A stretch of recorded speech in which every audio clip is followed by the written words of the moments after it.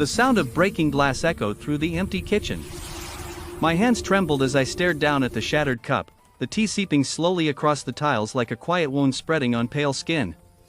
I didn't cry. It's so great to I finally hadn't meet cried you in in months. person. I just stood there hollow, tired, and half alive. That was how every morning began since my wife, Mira, passed away. If you're new here, make sure to like, comment, share, and subscribe to our channel Stories of Second Chances if you believe that even the smallest acts of kindness can change a life. Because this one began with nothing more than a cup of tea. It was around 9 in the morning, a quiet spring day. I was sitting by the window, staring at the same street I'd watched for years, when I saw her, Mrs. Althea Parker, my 72-year-old neighbor from across the street. She was small, always in her garden hat, with hair the color of snow and hands that looked like they'd spent a lifetime nurturing something gentle. For years, she'd wave from her porch, but lately, she had begun stopping by my house every morning with a cup of hot tea. The first time, she said it was just because you looked like you needed it. And she wasn't wrong. I was 40, widowed, too young, and drowning quietly in the kind of silence grief leaves behind every day after that. She came, sometimes with chamomile, sometimes jasmine, sometimes mint from her own garden. She never stayed long.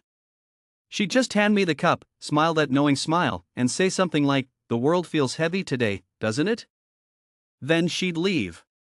It was a small ritual, but it started giving shape to my mornings, pulling me out of the fog inch by inch. Weeks turned into months. I learned her habits. She hummed old jazz tunes when she walked, she always wore a brooch shaped like a bluebird, and she smelled faintly of lavender and lemon soap. But despite all her warmth, there was a certain sadness in her eyes, a kind of ache that mirrored my own. One morning, when I opened the door expecting my usual tea, she wasn't there. The porch was empty. I waited for an hour, then another, wondering if something had happened.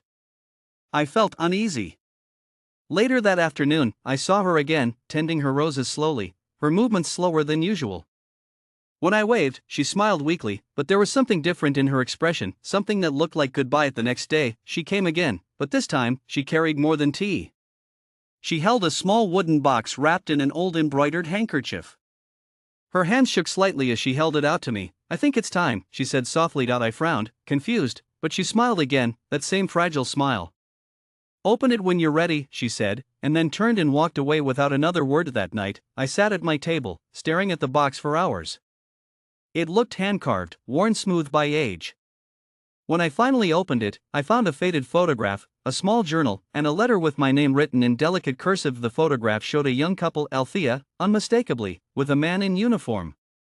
Behind them was a small cottage, the same one across the street.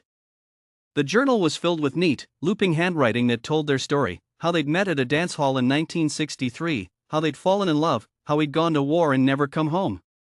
For 50 years, she'd lived in that house, waiting, never remarrying, never leaving. Her words were full of heartbreak, but also hope. The letter, though, was what broke me. "Dear Lucas," it began. "You remind me of the man I loved. Not because you look like him, but because you carry the same silence he did when he came back from war. You think your heart is broken beyond repair, but it isn't. It's only sleeping. Pain does that, it convinces us we'll never feel again. I brought you tea because it was what he and I used to share every morning. It saved me then. I hoped it might save you too." My vision blurred as I read on. "There's one more thing," the letter continued. "Tomorrow morning, at sunrise, I want you to meet me in my garden. There's something you need to see." I didn't sleep that night. When the first light crept through the curtains, I crossed the street. The garden was glistening with dew, the air smelling of lilacs and damp soil. Althea was waiting by a small patch of bare earth. In her hands, she held 2 small cups of tea, one for me, one for her. "Sit," she said gently. I did. She handed me a trowel. "We're planting something today," she said. "A new rosebush. You see, every time I've lost something I loved, I've planted something new in its place. It doesn't bring them back, but it keeps love alive in another form." We dug in silence for a while, the earth soft beneath our fingers. I could hear her breathing, slow and fragile. When the rosebush was finally planted, she pressed her palm against the soil and whispered, "There. Another beginning." After that morning, something changed in me. I started helping her in the garden, fixing things around her house, sharing tea not because I needed it, but because I wanted to. We talked about everything: her late husband, my wife, how grief can twist time and make every day feel the same. She told me that love doesn't end, it just changes form. It lives on in how we treat people, how we keep showing up even when it hurts, but life, as it always does, has its quiet cruelties. One morning, I went to her door and knocked, holding 2 cups of tea this time.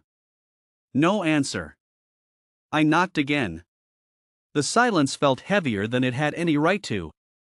I tried the handle, it was unlocked. Inside, the house smelled of lavender and old paper. On the kitchen table was a single cup of tea, still warm, and beside it, a note. Lucas, it read. If you're reading this, it means my time has come. Please don't be sad. I had more years than I ever dreamed of, and in these last months, you reminded me what joy feels like again. Promise me one thing: keep planting, keep pouring tea, keep sharing warmth with others. That's how we live forever. My hands shook as I read it. I looked around the quiet house, the photos, the teacups, the plants she'd tended with love.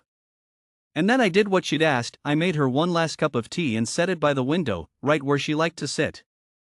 The steam rose gently into the morning light, curling upward like a quiet prayer. That afternoon, I buried the note under the rosebush we'd planted together. It was blooming now, vibrant, pink, and alive.